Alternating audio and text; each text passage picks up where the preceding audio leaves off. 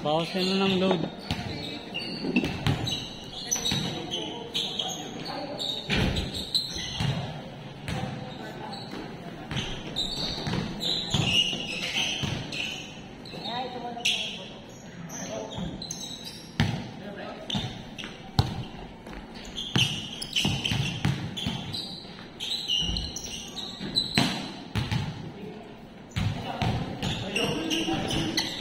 Uy.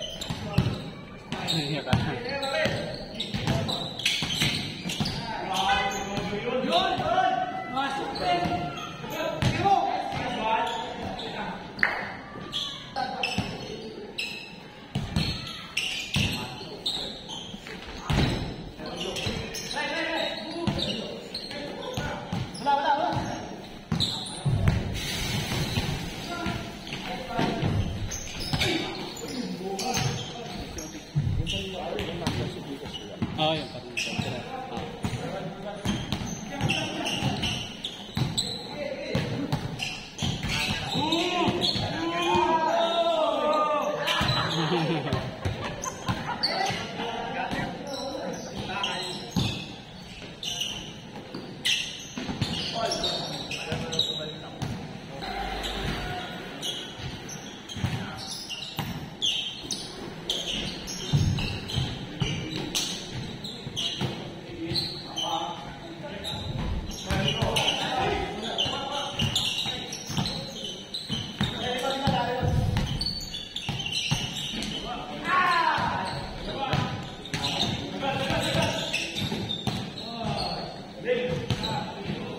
Hinahanan.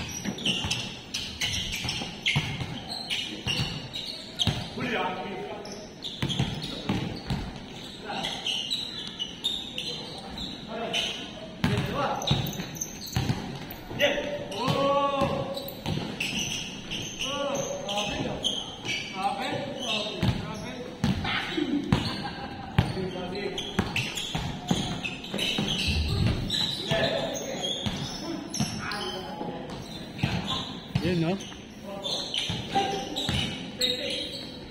Ang dami naman sakit. Marami na. Tumilipat-lipat pa.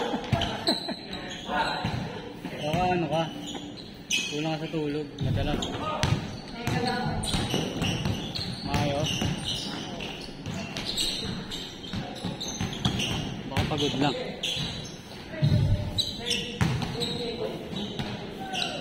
Anong gising? Alasing ko. Oh, agad pala. Hindi ko tulog ka na umaga. Tangin, alas 3. Gising na.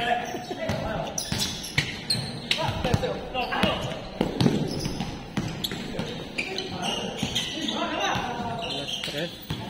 Hindi ka na nakakatulog nun? Sakit lang. Pero gising na. Dami iniisip siguro na.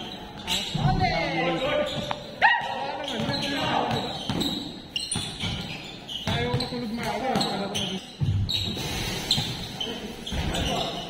Kaso lang, pangit magbasa ng libro pag madilim.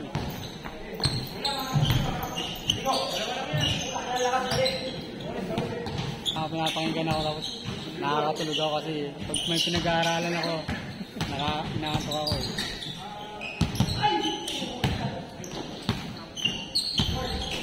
Nabawi ko na yung sulit ko dun sa ano eh. Sa correct. Talaga? Na ano ka dati? Hindi ko nilabas. Tapos pag bumababa, dinadagdagan ko. Bakit pag nagdidip? Oo. Umabot ng ano eh, umabot ng third floor eh. Anong coin? Gold pa rin. Kaso kayo. Ba't hindi na-hit yung ano?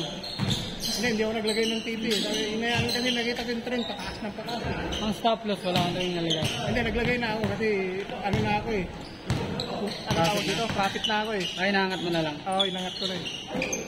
Ano ang mangyari? Profit pa rin. Kaya hindi ko nalagay. Hindi ko lang defense eh. Bigyan ka ba? Magkano malaki? 5.5 yung ano ko eh. Nasa 5, hindi ko pa nilalabas eh. Nasa 5.5 na. Ano yun? Running pa? Ha? Running pa? Oo, running pa. Talaga? Nasa ano na eh, nasa 1.5 yun. Bumagsak. Yung pagbagsak, dinagdagan ko.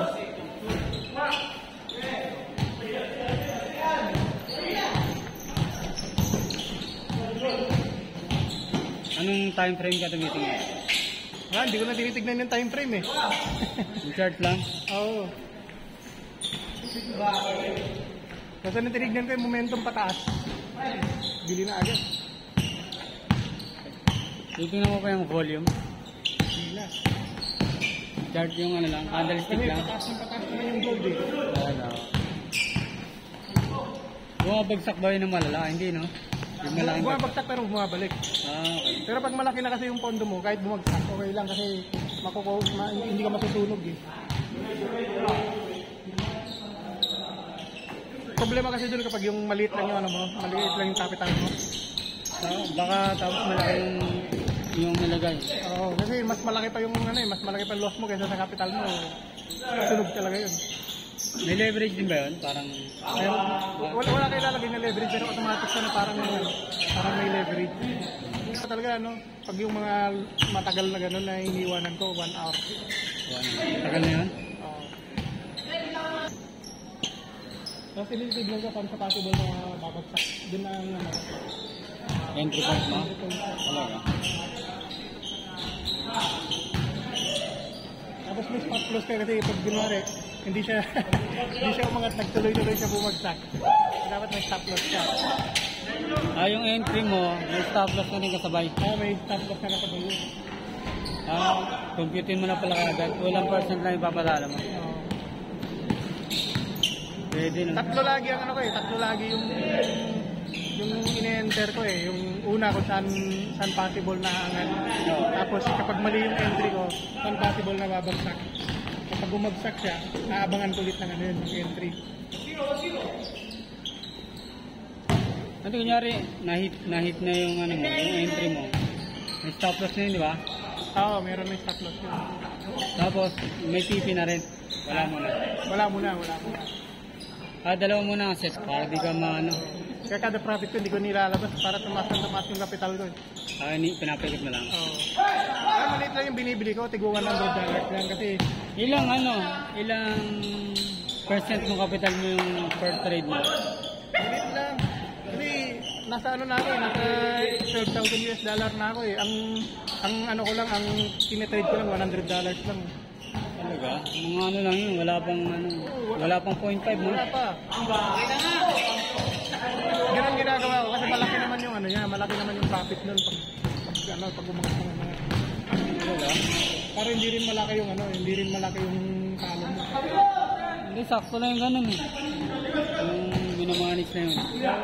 Hindi mo pwedeng i-all-in yung ano yun Ay, eh. hindi. Kasi pang-cover ko kasi yung ano eh, yung natitira sa sun ko, yun yung pang-cover ko dun sa ano eh. Dun sa stop loss ko.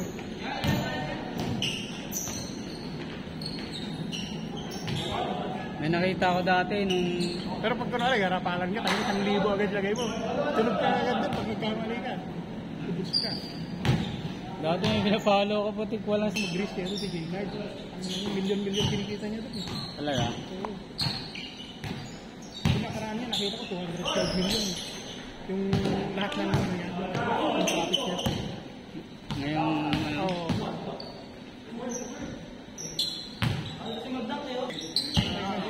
Kunti pa lang yan.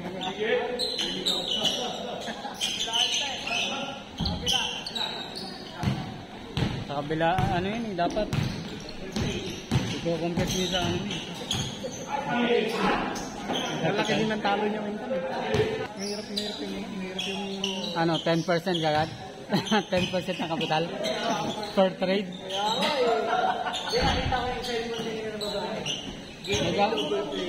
inunti-unti ko lang. Patong-patong naman yun. Kumikita eh.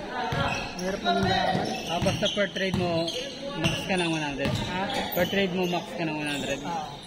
Hindi naman siya sakto 100 ha? Kasi per lap kasi yung bilihan doon eh. Usually nasa ano siya, 116, 109, mga ganun. Pero hindi siya tumataas ng 120. Talaga? Ayun ang max mo? Oo. Hindi ka pa nag-try na ano? 1K kagad per... Hindi pa. Ano yan ako talaga? Tutulog ka. Kasi konting galaw lang nun. Halimbawa, gumalaw lang ng 1% yun. 1% ng 1K. Laki naman eh. Na-liquidate ka na ba doon? Liquidate ba sa forex ako? Hindi. Kasi wala siyang liquidation eh. Oo.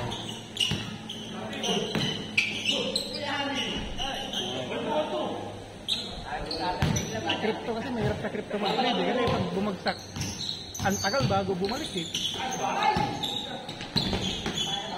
Taon ng bibilahin. Ang target mo? Parang yung dating ano ko, pinafollow ko, ano lang siya. Sa crypto naman, Ethereum lang lagi.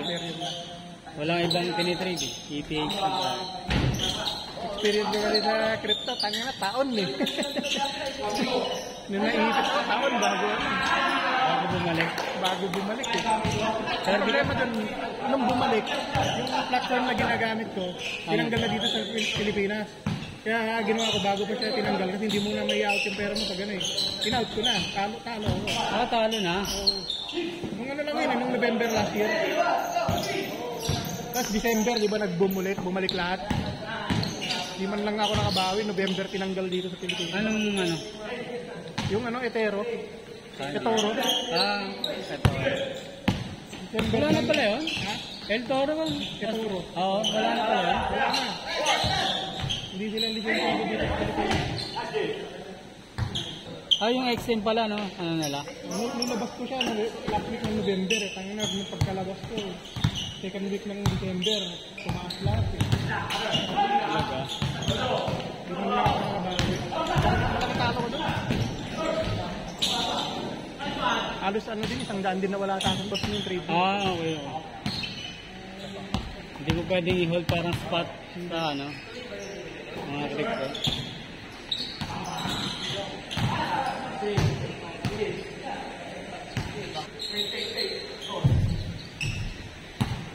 Pwede inakasal ka na naman asawa mo. Kami. Yung 2 months niya dun sa, ano yan, kumita niya ng ano eh, 23 eh. 23K. Ano yan, 2 months pala, 23K na kinita eh. Magkano kinapital? Ha? Magkano kinapital? Ano, parang 430. Dalawang negosyo kasi yun eh, yung pinondohan niya eh. Yung sa hardware, yung sa, ano, gasol. Ay, sinabi mo sa ano na.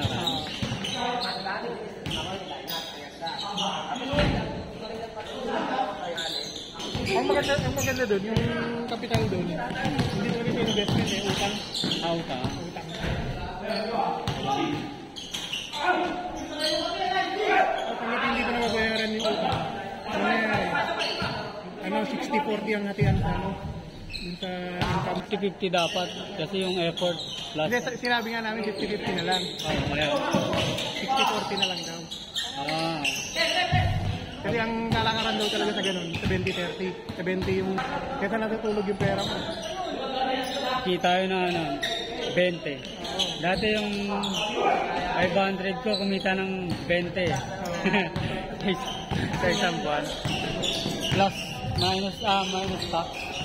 Pag iniwan mo sa bangko yun, wala yun. Nakakantandaan ko tayo. Wala. Next. Agad.